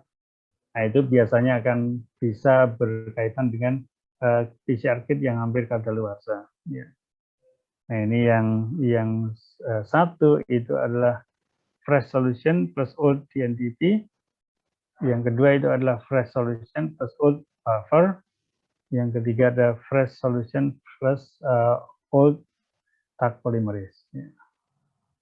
Dan yang keempat adalah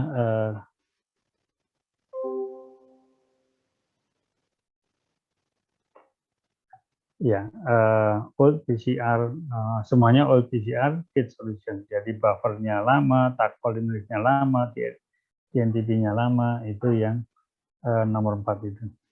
Hasilnya terlihat bahwa treatment 1, 2, dan 3 ada muncul pita yang samar, kemudian treatment 4 itu completely blank gel, ya, karena tadi PCR kit yang sudah hampir kadaluarsa tadi.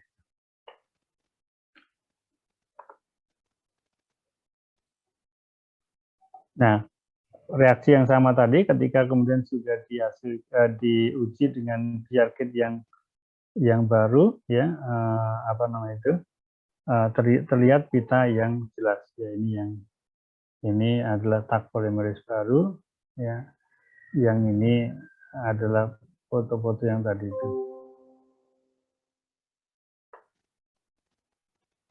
Old PCR kit almost expired, ya, mesti dilihat tanggalnya, jangan sampai hard polymerase Anda itu tanggalnya sudah mau habis, ya, belum dipakai. Nah, kalau tanggalnya udah mau habis, nggak usah sayang, langsung dibuang aja. Ya, kemudian buffer concentration itu juga bisa berubah karena kita memipet, itu ada kondensasi, ada apa segala macam itu, sehingga konsentrasinya tidak pas lagi.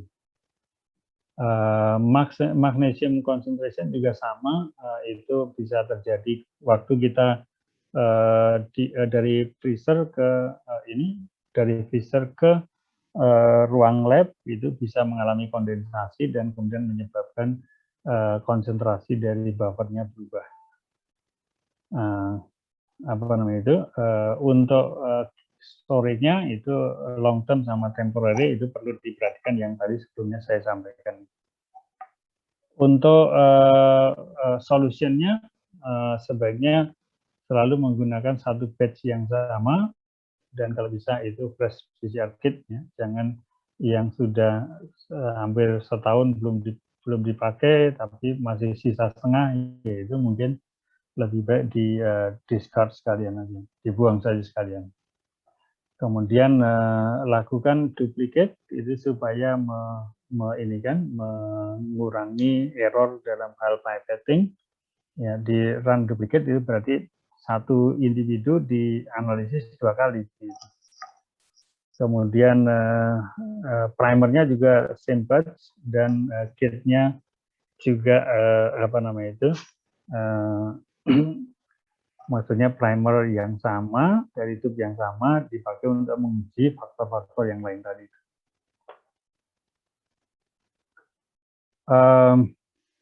Selected primer dan optimum condition itu dipakai untuk melakukan genotyping pada asesi tanaman yang digunakan. Nah, jangan lupa selalu melakukan duplicate supaya konsistensi bisa kita cek. Kemudian setelah kita melakukan scoring, skor hanya yang kita yang konsisten saja. Kalau yang hari ini di ulangan 1 muncul, di ulangan 2 tidak, nah itu sebaiknya tidak dievaluasi atau tidak dianggap sebagai ada pita, ya. Inconsistent bands itu di discard saja, tidak usah diamati. Apa namanya itu, kebetulan mungkin karena di apa namanya,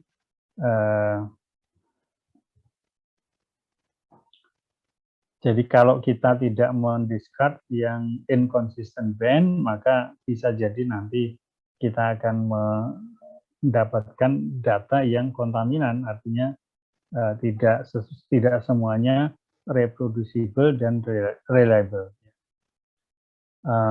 Yang demikian itu kita tidak usah skor, ya, walaupun kita melihat, ya. Juga pita-pita lain yang kira-kira Anda ragu-ragu ini sebaiknya diskor atau tidak, pilih untuk tidak melakukan scoring. Dalam analisis marker molekuler, lebih banyak data tidak berarti lebih baik. Artinya lebih banyak lokus yang dianalisis bukan berarti lebih baik. Karena apa? Karena tergantung dari quality dari datanya. Lebih sedikit data tetapi konsisten, reproducible itu lebih baik daripada yang atas itu. Karena marker molekuler itu mahal, jadi kalau Anda salah di dalam menggunakan marker molekuler, berarti Anda akan membayar mahal terus untuk setiap kegiatan yang Anda lakukan. Kemudian less but consistent and reproducible itu yang best, ya. Jadi lebih baik kita walaupun sedikit datanya tapi kita reproducible dan reliable, ya. Tentu kalau bisa dapat yang reproducible, reliable dan banyak, ya tentu kita akan milih yang itu. Baik, saya rasa saya selesai untuk yang memberikan informasi kuliahnya. Jadi nanti mohon di ini ya, di apa namanya itu, tadi yang saya sempat slide-kan ini software Darwin itu akan kita gunakan untuk menganalisis data sebagaimana yang kita lakukan dengan antithesis. Tetapi Darwin ini memberikan beberapa keleluasaan yang lebih baik dibandingkan yang antithesis, termasuk di dalamnya adalah analisis statistik terhadap hasil konstruksi pohon phylogenetik yang kita lakukan. Nah, itu bisa dilakukan oleh Darwin, sedangkan antithesis tidak bisa otomatis langsung melakukan itu, sehingga kita tidak bisa mendapatkan hasil analisis statistiknya. Nah, untuk itu ini ada link yang sudah saya buatkan. Jadi Darwin software itu ada di https://darwin.sirat.fr. Nah, kalau nanti Anda klik Anda copy link website ini ke dalam browser Anda dan kemudian Anda klik enter, itu Anda akan diarahkan ke lokasi di mana Anda bisa mendownload software yang namanya Darwin. Ya. Nah, nanti kita akan memakai software Darwin itu untuk melakukan analisis yang sama dengan yang kita lakukan pada saat kita mengevaluasi antithesis pada minggu yang lalu. Ya. Untuk itu silakan nanti mohon Anda mengunduh software Darwin tersebut, ya, kemudian install di dalam di dalam hard disk komputer Anda, dan kemudian kita akan gunakan untuk melakukan cluster analisis, ya, menggunakan software Darwin ini.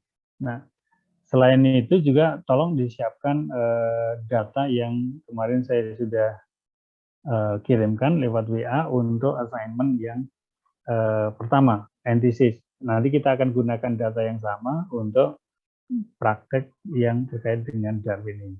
Ya. Baik, sementara ini di tempat saya 15.26 ya, malah. Jadi kita akan break untuk sholat asar bagi yang melakukan sholat asar. Kita akan kembali lagi berarti 15.56 atau ya paling lambat 16.00 ya, untuk kemudian melanjutkan acara praktikum yang hari ini. Ya.